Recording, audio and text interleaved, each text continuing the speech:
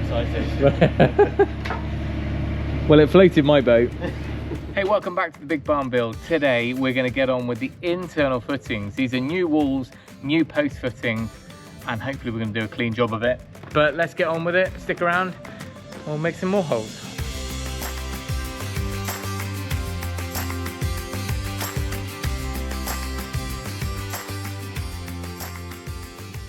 Our first job is to do 2 digs between steel to steel either side of this patio area. This is all the sand that we've dug out of other places. This is all soil-less sand. This is just good stuff that just needs to be graded.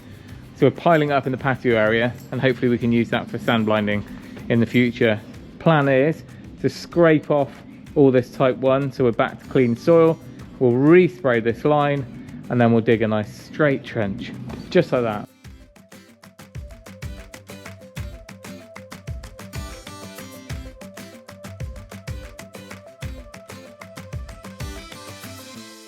Here's the satisfying win of the day. We realised that the concrete rate is exactly 500.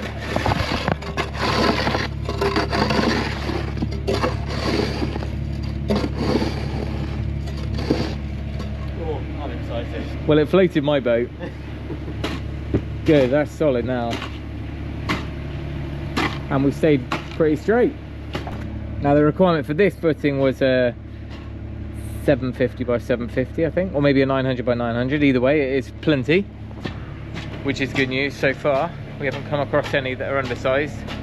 This one here needs to be a 900 or a 950 square, so we're just gonna dig enough so we can just measure to make sure that she's all right. Welcome back to another glorious day on the Big Barn Build.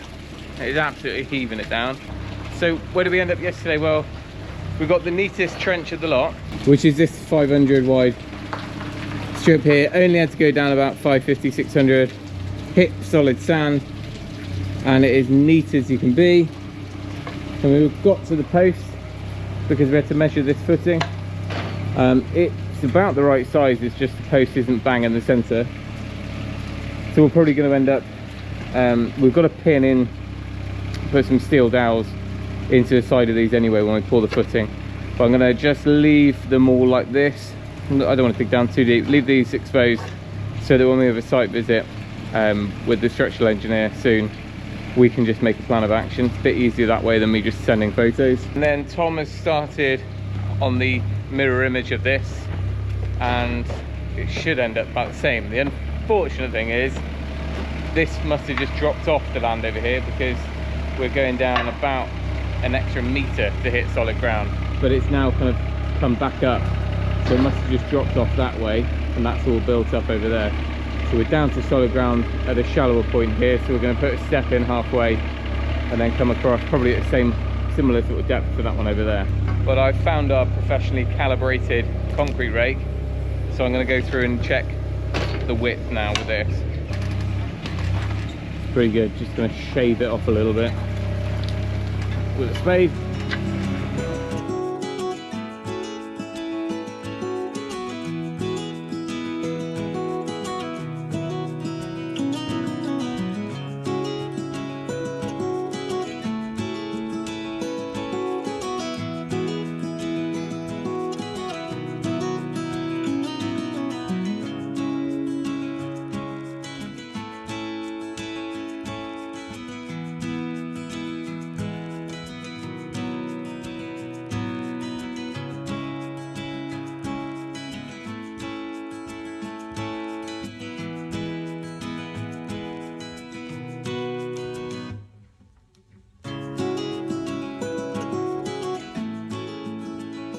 Right, we're almost there with that footing between the steels. We don't need to do anything with the pad that's underneath that. That's all good. So what we want to do now is get our footing for a column. Maybe I'll see if I can pull up a screenshot because our current plans are just printed on A4 paper. We do have some proper site plans coming. You can see these squares here. They're footings. All these are the existing footings and some of them are different sizings, or the requirement is for them to be a little bit bigger. So we need to dig down and check that they're up to size. That's what we've done over the other side. But there's two new footings here which are labelled as F3. Those ones need to be just over 1 metre squared. They're going to be carrying a column which supports a steel mezzanine which will sit between the posts. That will hang on the steels either side, but it'll also, there'll be like a stud wall that comes under and it will support on some of that. But at this point we need to have a steel hollow square section which would go up to it to reduce this span. The reason being that we're going to have some extra support going up to the ridge as well, just to make things super strong and sturdy. So therefore we've scraped off here. That's just by eye.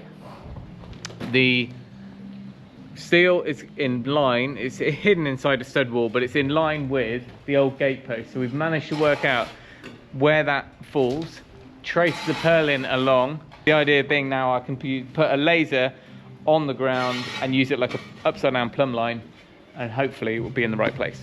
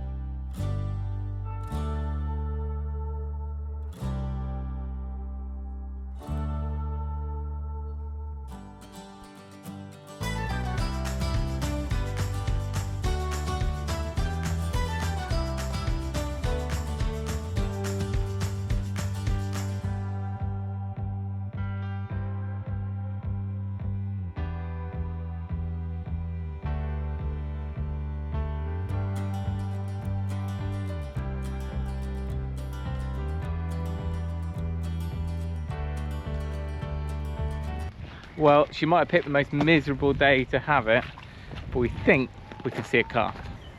You could just see, we're busy working on the barn, and we could just see a little bit of white underneath her.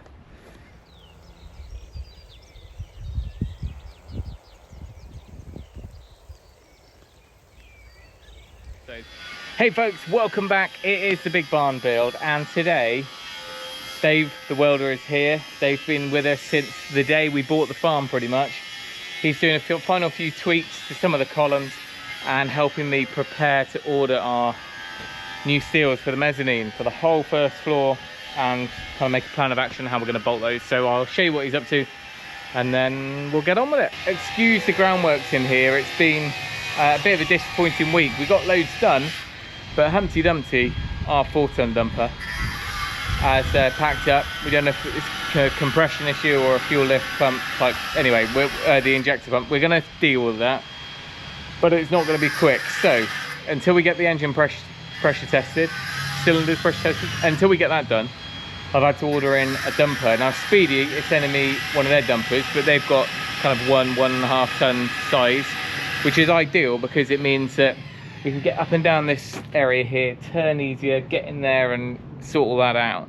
But additionally, a local hire company have managed to get a 3 or 4 ton dumper from there. So hopefully all of this will be clear, because next week is all about getting building control out to hopefully sign off on all of the groundworks, all the excavation that's happened so far. So it's like a bit of a volcano range. Pool's almost done. The whole end is going to get dug out because that's going to be a suspended slab at that end now. Now, while I was dealing with a cow milking calf shenanigans last week, Tom went ahead and dug out this monster. So it's only got to be 500 mil wide, but because we are pretty close to the pool, we had to go pretty deep. The general rule of thumb is at the bottom of the foundation from this one, if you drew a 45-degree line down, it needs to be below whatever we're digging beside it. So that might be like if you're digging beside a wall or a house or a barn footing, that's kind of a general rule of thumb. We've now fenced the whole perimeter with Harris fencing, so hence why individual holes are as they are. These are all those post fittings as well. They're going to definitely get poured next week. We're trying to work with some of the steel we already had, but a lot of these have already been done in the past. We're just getting this one done now. So this is one of those posts that this is the old slab level that's thinned on the edges. So years ago these were plated, and then we just got one that we've now revealed because the wall's been knocked down. He's going to get in there, just belts and braces really. We're already over double the thickness of the original steel work, so we're pretty solid all the way around. Old gate posts are going to have to be, all the old gate hinges are going to be cut off. I've actually got a purpose for those. We're going to reuse them on some pig arcs.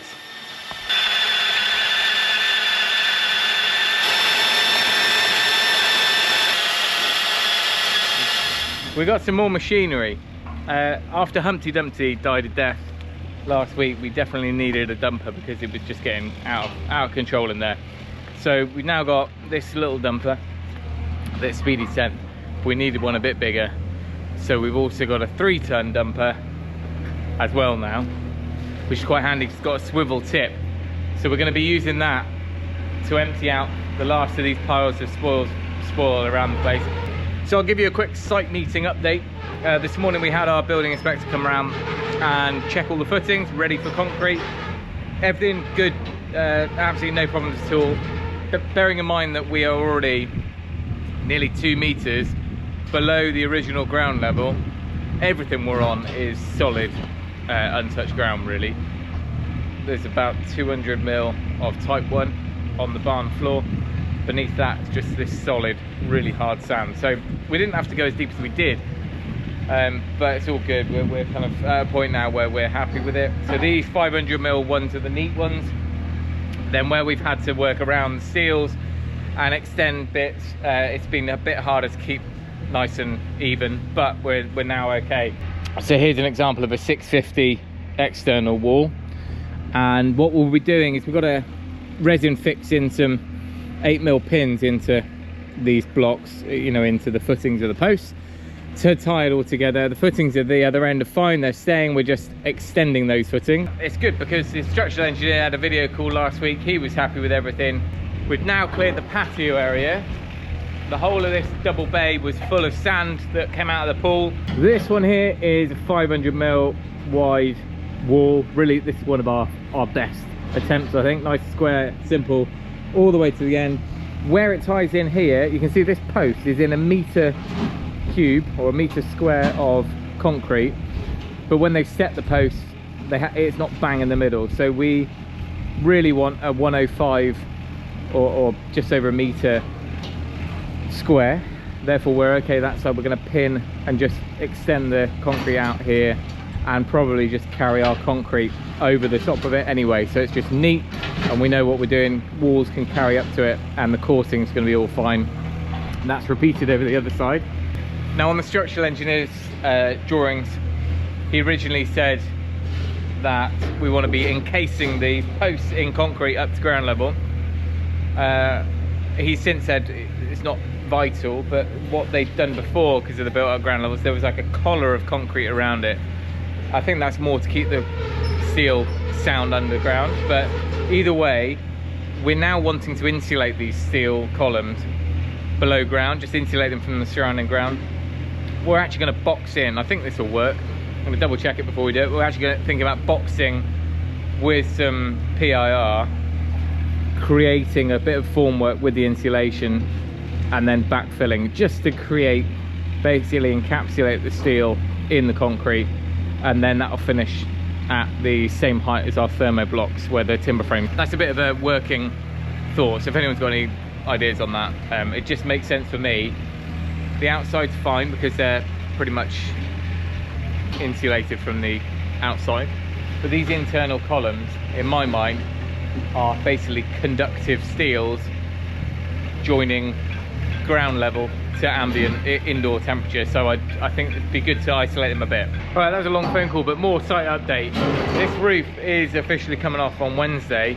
That was Jamie, our roofing contractor. He's the company who are going to put the Kingspan composite roof on, but they're also licensed for the asbestos removal, and therefore he's trying to coordinate the scaffolders because they've got to come and put scaffolding up sides with walkways. But I've said to him, we haven't got the footings in yet. They might be in, they might not be. Can the scaffolders set their scaffolding off and cantilever it in. We're only about 2.5 meters to the guttering here, so I think that should work. And then on the gables, they only need a handrail. So again, on this really firm ground here, they should be able to do whatever they need to do. They can brace it off the steels, because all the scaffolding will be gone before we need to put the walls in.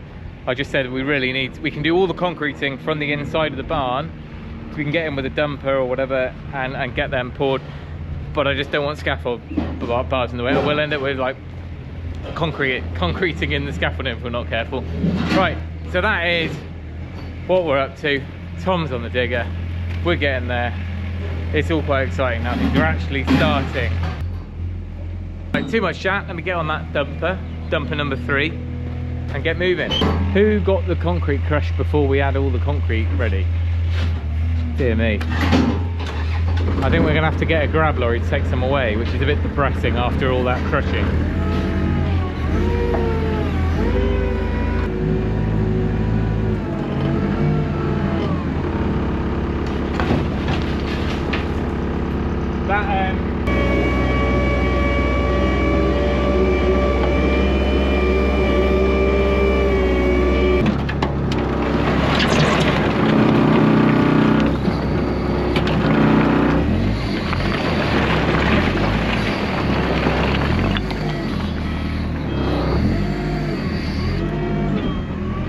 A distinct lack of filming done this week, I'm afraid, so I can give you an update on how far we got. But what we have got is a pretty clear sight in here now.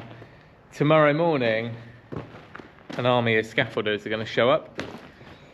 So yesterday afternoon Tom and I cleared the east side of the building enough, well, the width of the digger, managed to collapse a little bit in there. But basically we need to ensure that when they put the scaffolding up, it's about, well, getting on for a metre away from the wall and hopefully cantilevered across, and they can sit stuff against the steelwork, because we really can't afford to have the whole of this footing blocked or, you know, anything in the way, because we really need to work from the inside and get all that concrete done.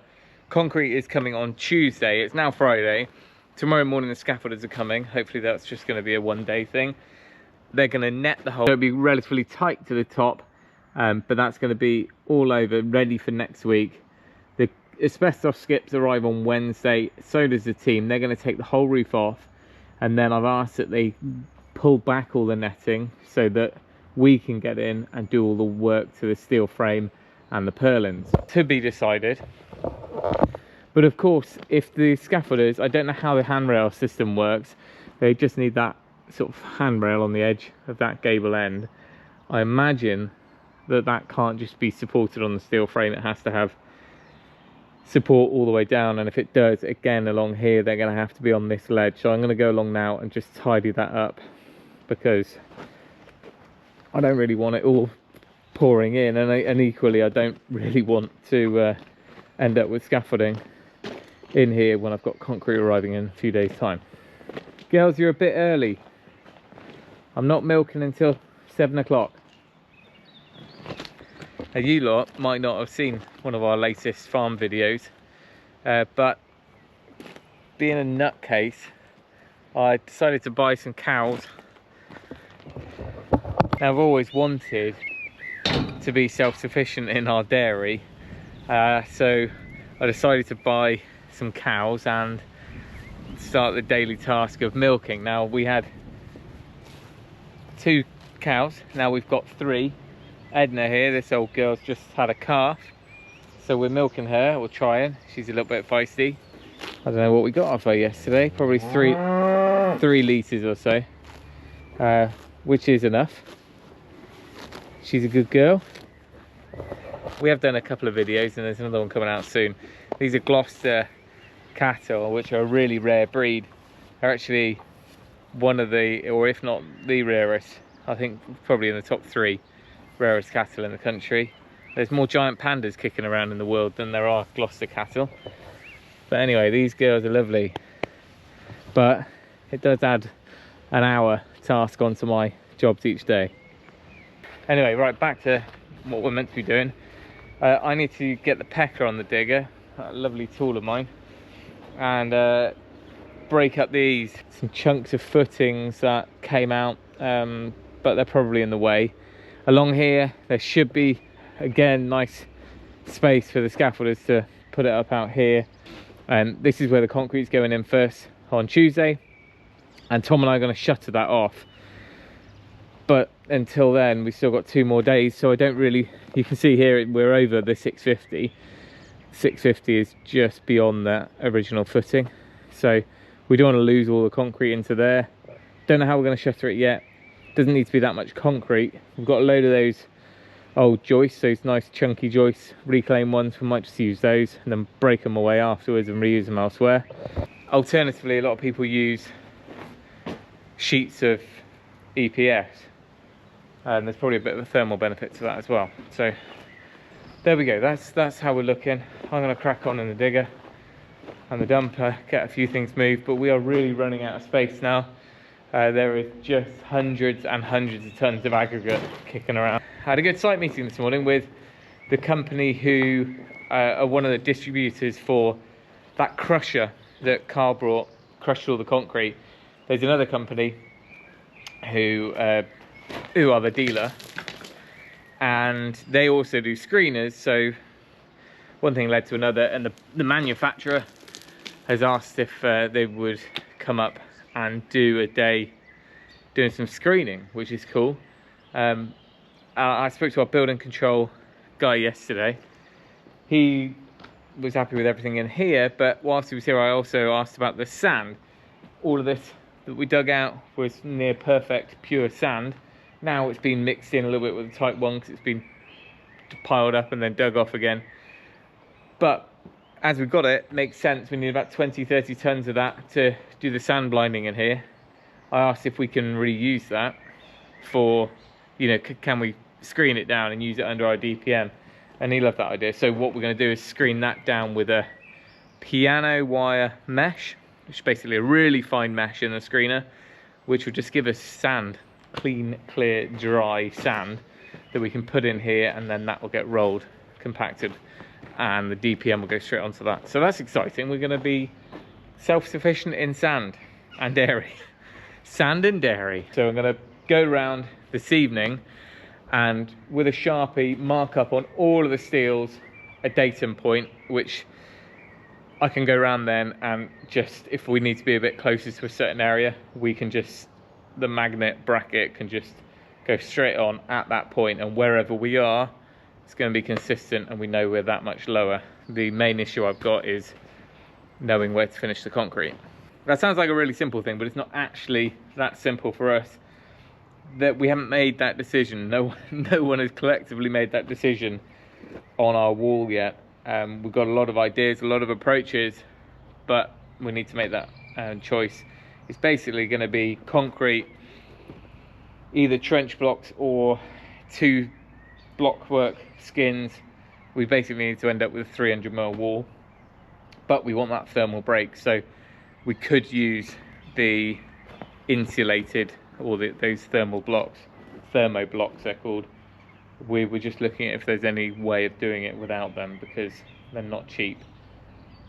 That said, as long as we know we're going to be using blocks, and approximately, well, not approximately, we know that they're either going to be standard concrete size or brick size courses, then we can basically work our way down from finished floor height, take off that 150 slab, take off the insulation, take off bricks and blocks, and then then finally we'll know where we need to finish the concrete. I'm sorry about that end of week debrief. There were a few questions in the last video which I forgot, but if people have got ongoing questions, maybe stick them in the comment section of this video and I'll do a bit of a debrief in a few days time. I'll go through them because I know we're just firing a lot of updates at you and probably need to give you a bit more context. So there is the update.